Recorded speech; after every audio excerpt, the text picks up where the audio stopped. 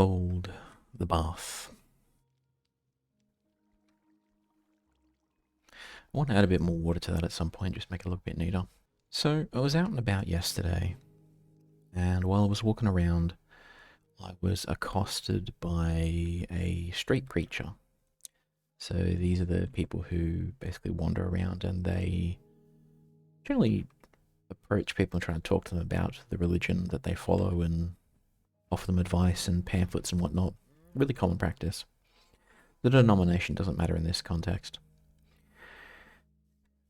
And when I was walking along, the gentleman who approached me asked a very interesting question. What he said was, he walked up to me, he waved to get my attention, and he asked the question, do you know your purpose in life? Hang on, there's a drowned under here, I need a boat. Do you know your purpose in life?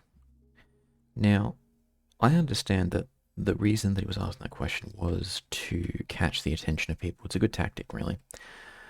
So you ask the question, it serves as a conversation starter for him to then turn around and say, okay, well, this religion that I'm speaking of and spruiking, this will be how you find out your purpose in life, right? I understood that pretty much instantly. But the moment he asked that question, I was reminded of the fact that I do actually understand my purpose in life and that I could actually answer that question instantly. I already knew. Now, I understand that in that particular example, if I had just sort of stopped and said, yeah, I do know my purpose, I would have had to engage with him. I would have had to waste time disentangling myself from the conversation and whatnot. So I basically just ignored him and carried on with my day. I ended up heading off to a record store right after that and grabbing a couple extra vinyls. My small but growing vinyl collection. But it got me thinking about life and the purpose of life. So let's talk about that. Let's have a look at that question. Do you know the purpose in life? Let's change the phrasing of that question just a little bit so that we say, what is your life's purpose? And we just want to rephrase it a bit because rephrasing it that way gives you a little bit more control over the question. It's not, do you know your life's purpose? The insinuation being there is a purpose, you may or may not actually know it yet. Versus the other way that I've phrased it, which is, what is your life's purpose? So it's a question, what is it? Not necessarily implying that there is one, it's just, what is it? So let's talk about how I came up with my personal answer to that question and how my thought process might help you come up with your personal answer to it. So let's break it down, really. We can look at the question through two different lenses. I can make some mushroom soup with this. We can look at it through two different lenses. We can look at it through a biological lens or what I'll call a spiritual lens for the moment. Well, what does that mean? Let's assume that we consider everything purely scientifically, purely rationally, purely within the realm of science and biology. Well, what is the purpose of the human animal? And indeed, we could be considered an animal in that context. Well, the purpose of any animal is basically it exists for the sake of existing. It lives for the sake of living. It lives to procreate and spread its genes and ensure continuation of the species.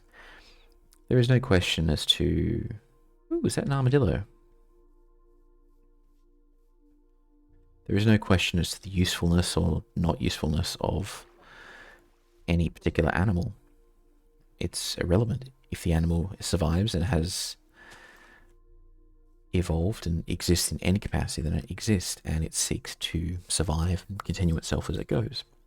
That's just how it works. There is no rhyme, there is no reason, it's simply a biological imperative. To procreate, to survive, to continue. And if we apply that logic to the human animal, then what we can say is our purpose is basically to live, to procreate, to continue the species, and that is it, really. All other actions and activities are incidental. That is the sole purpose of our existence. It may not be the most wholesome, the most awe-inspiring purpose, but it is a purpose, if you think about it. Now, we as human beings have a rather unique ability to think, to question, to reason, and to make choices. We have free will. So you can see examples where a person deliberately rejects that imperative. The example being the monk or the guru who willingly rejects that, seeks a life that is devoid of sex, of reproduction, of lust, of children, of any of that. They basically deny that and find a way to exist without it. But they are taking the more spiritual or religious pathway in that context. And that's the next thing we'll talk about. So let's assume that you follow a religious or spiritual pathway. It sort of doesn't matter which one at this point. You could be a Buddhist, you could be any other major religion.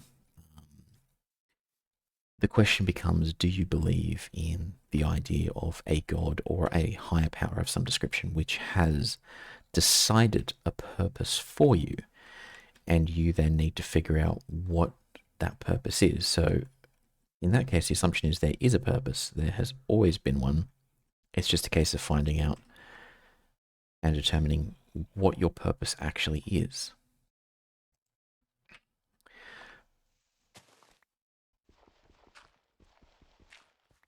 Now, in that particular case,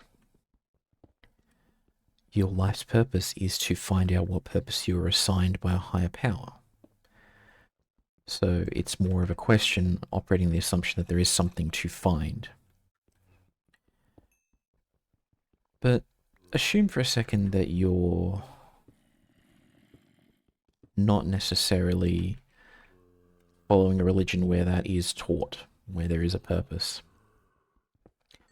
Or let's say that you're not religious at all. So you consider yourself potentially Gnostic, agnostic, or spiritual in some way, but there's not necessarily a religious doctrine which says, yes, there is a purpose, your goal is to find it, and to carry out this purpose assigned to you, right? Well, in that case, what do you end up doing? And I think that's, in a way, the same question that an atheist might ask, what is the purpose of my life? So if you set aside just purely the biological imperative and you look at choice, either you have not been assigned a purpose and it's up to you to decide what you want to do, or you approach it more from the logical side of I'm a thinking, rational being, I can choose whatever I want to do. That sort of answers the question there, if you will. It is up to each one of us to determine what we want to do as we grow and evolve and change. So purpose is therefore self-defined. What that would mean is that any purpose that any person chooses is valid. Now, if you think about that, that could mean any number of things. That could mean that a person chooses to never work, never study, never grow. They just want to stay in a basement playing Minecraft for the rest of their life. Under that thought process, that's a valid choice. I can assure you that's not the choice that I've made, but it's just an example. And logically speaking, it's still a valid choice. There are other questions of, okay, how does that person survive? How are they getting money? How are they feeding themselves, paying rent, or what have you? So there's a couple of complexities involved with it, but that choice is valid under that. Perhaps not the most impressive choice when viewed from society's lens, but still a valid choice. Is that if your life's purpose is whatever you choose it to be, well then, what do you choose it to be, and what are the flow-on effects from the choice that you've made? But I guess the point I'm trying to make here is that it doesn't necessarily need to be something particularly highbrow or particularly awesome. Not everyone needs to go out and decide that they're going to cure cancer. That's a very noble goal and would be awesome for society if someone did choose that and was able to pull it off. But whilst society may respect and be more impressed with one of those girls versus the other, neither of them is inherently better than the other from a certain perspective, from a personal perspective. Generally, we would want to find that person who's going to cure cancer, of course, because that would benefit a lot of people and would be a fantastic discovery. But realistically, there's not any reason that one is better than the other, aside from societal expectations and pressures. So then it becomes a question of, well, what purpose do you assign yourself? I think someone who would devote themselves to study, to research, to trying to cure diseases or invent some amazing technology that will help other people, or even someone who decides that they want to get rid of all of that and just do charity work and help others, I think that's all very noble. And I think that people who do that are amazing. So don't get me wrong, I do value one of those choices over the other. But I wouldn't necessarily be judging someone who had chosen to sit in a basement playing video games all day versus someone who is curing cancer. Like, it's not my place to judge, and from that thought process, I can't judge that, really. I can have opinions on it, but both are valid choices. As long as someone has considered and made the choice, the choice is valid. Then that brings about the question, how does one choose what their purpose is going to be in life? Do you just flow along, let your parents decide, and you do whatever they tell you to do? You go to the classes they want you to do, you do what they say. In that case, you haven't really chosen anything, so it's potentially not as valid as some of the other choices. And I guess that leads into where I determined what my purpose was and basically how I've come to answer that question. So a couple of years ago, I woke up at about 2 to 3 a.m. and I couldn't breathe. Now, I'm relatively healthy. I don't have any pre-existing medical conditions. I don't have any hereditary conditions or anything like that that's going to cause problems. So me waking up at about 2 a.m. in the morning struggling to breathe is not normal and not good. So I sort of woke up, I was in a cold, clammy sweat. My left arm was kind of numb. I couldn't breathe. I thought to myself, oh, I think I'm having a heart attack, because I was having what I thought were some of the symptoms of that. So I woke up and I was like, oh, my life is actually in potentially some danger here, because I thought that I was having symptoms of a heart attack. Now, I wasn't having all of the symptoms that I'd read, and something didn't quite feel right about it. So I was very sick. I was very worried. But there was a little voice in the back of my head saying, hang on a second, I think this might be it, but it doesn't 100% feel like it is. So instead of just calling the ambulance straight away, and I did consider that legitimately just calling them and just going to hospital, I ended up calling a nurse and having a quick chat with her just to see, okay, here are the symptoms I'm having. Could you just give me a second opinion before I go the full hog and call an ambulance, go to hospital, etc., etc.? And I had a chat with her, asked a bunch of questions, gave her my responses, and what she ended up suggesting was, oh, this is nice. Ooh, that's going to be nice when you get some ladders and stuff happening. Anyways, what she ended up suggesting was probably going on is I had actually had really bad food poisoning that week, a few days prior. So, like, literally bent over the toilet bowl, throwing up kind of food poisoning. And what she thought was probably happening was the reason my chest was tight and I was struggling to breathe was because my esophagus was probably spasming and just having like muscle problems, because I'd been vomiting so much, which is not how the esophagus usually expects things to work. It had sort of freaked out a bit and it was sort of spasming, and what I was experiencing was a kind of muscle cramp in an area that normally never gets muscle cramps. So everything was freaking out, and I was like, oh, okay, that's what this is actually all about. So she suggested that I basically just sit up, drink some water, wait for a bit, monitor the symptoms very closely, and if I feel like they're still continuing and they don't settle down, call an ambulance, go to the hospital, and then she also said, look, book yourself in to talk to your doctor tomorrow or as quick as you can and just get yourself checked out, monitor the symptoms and call the ambulance if you think so. So I basically spent the entire night sort of up and thinking, and it turned out that, yeah, she was probably right. It wasn't actually a heart attack, and I've never had those symptoms again, which is fantastic. But for those 30 minutes or so, while I was debating what to do, when I was on the phone talking to her, and when I was coming to my own conclusions, I kept thinking to myself, there's a very real possibility that I could die. And I kept thinking to myself, what does that actually mean for me? If I were to actually die today, what does that mean? What have I done? What have I achieved? What have I left behind? And this was a very organic thought process that was happening. I wasn't consciously deciding to think about this. I just naturally found my mind going into this loop of, I'm about to die. What have I left behind? What have I done? And I find that quite often in life, when we are at our lowest, when our back's to the wall and things are rather grim for us, we often reach for the things that are most important to us or the things we care about the most. Things which we may not necessarily recognize in daily life as we worry about bills and taxes and working and whether that girl at Subway likes us or not. It's usually at those times when we're at our lowest or things are at their worst that we really consider what's important to us. Oh, I'm full. And what was most important to me in those moments was my writing. So I have been doing creative writing for many, many years. We can get rid of that. I've been doing creative writing for many years, and I write short stories and novels, and God forbid there was even some poetry back when I was a youngster, all of which has been burned and destroyed, mind you.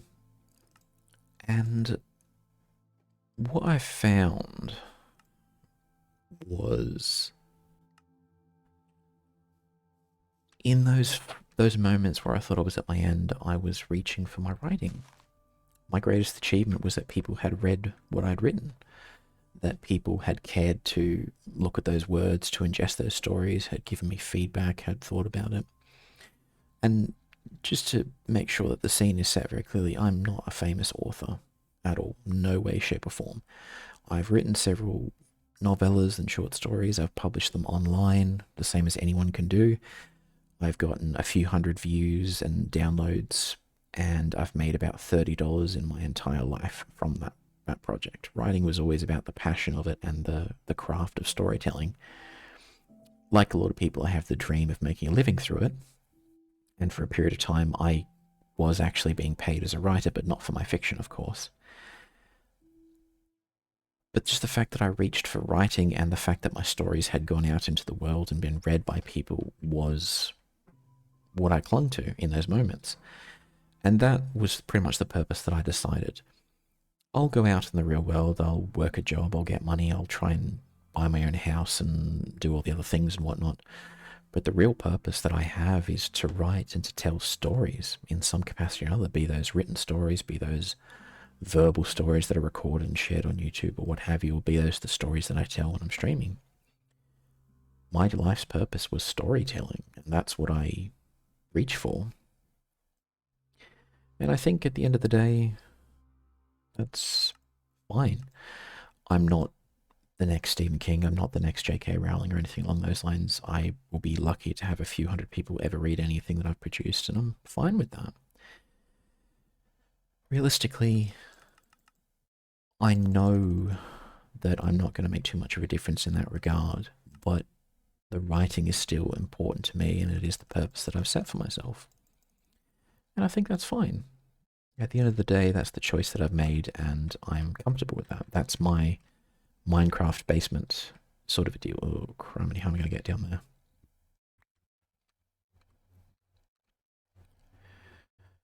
I guess we could just build a little staircase and go down that way.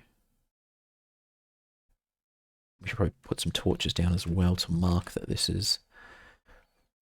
And probably build a little hut so we have a staging area and some storage set up, actually. Anyways, getting off topic. Purpose is self-defined. Whatever you choose to do is totally valid and a fine choice. Probably not a good idea to do the whole murderizing thing. It's kind of unfair to whoever's being murderized, so while technically not necessarily a... While technically still a valid choice, don't go murderizing. But, yeah, I think just when you're at your darkest moment, what you're reaching for is your life's purpose. You don't necessarily need a grandiose one to strive for and keep on with. Something as simple as playing the Minecraft is totally fine and valid. So, I guess you do you.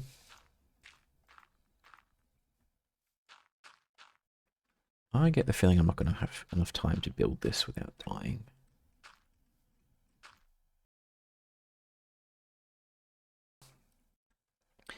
Just keep an eye on things. Oh dear.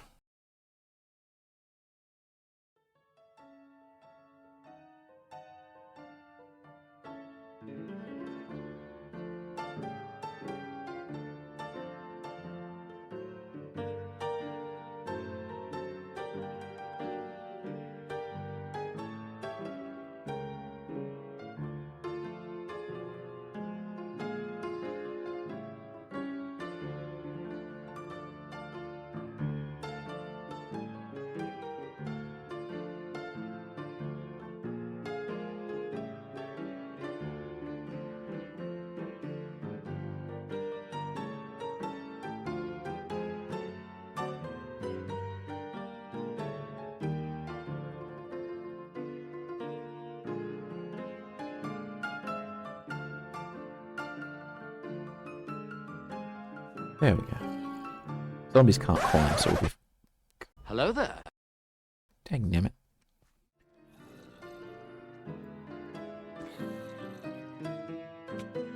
Ah!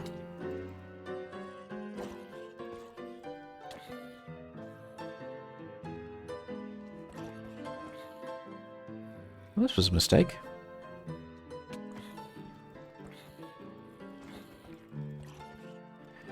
Don't suppose you guys could fall.